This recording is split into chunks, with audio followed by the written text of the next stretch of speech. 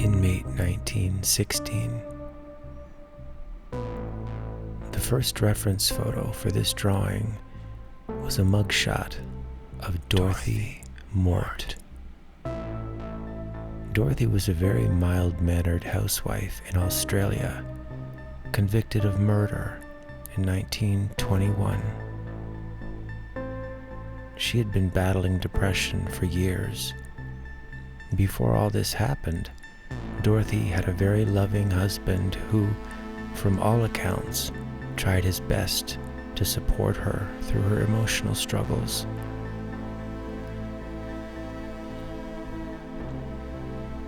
She had a complicated relationship with an abusive father. And after he committed suicide by throwing himself down an elevator shaft, Dorothy began showing signs of a nervous breakdown.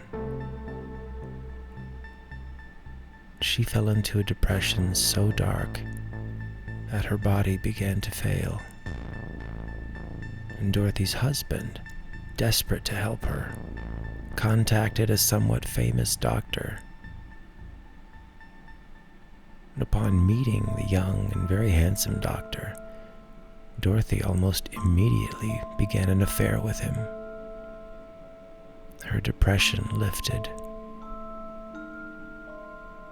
Just before Christmas in 1920, the doctor revealed to Dorothy that he was engaged to someone else.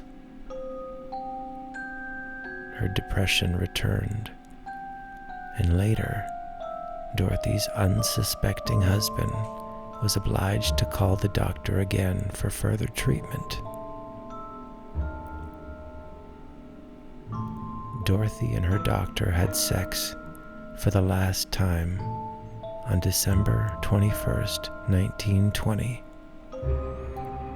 Afterwards, she sat him on the sofa and presented him with a gift box.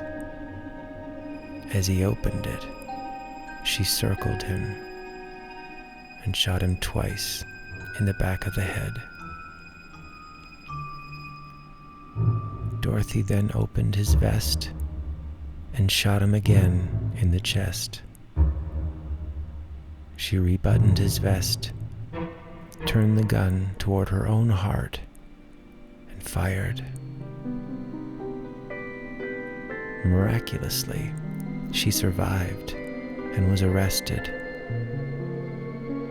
The court acquitted her by reason of insanity, and Dorothy Mort was committed to the State Reformatory for Women at Long Bay.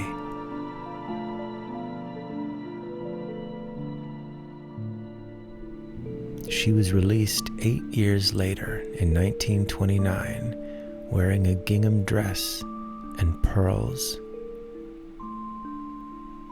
Dorothy was asked to remove her hat for the final photograph upon release, but kept her eyes hidden. Returning to Sydney, back to the home where she murdered her lover, and back to her devoted husband who had forgiven her, she proceeded to live a quiet life until her death in 1966 at the age of 81.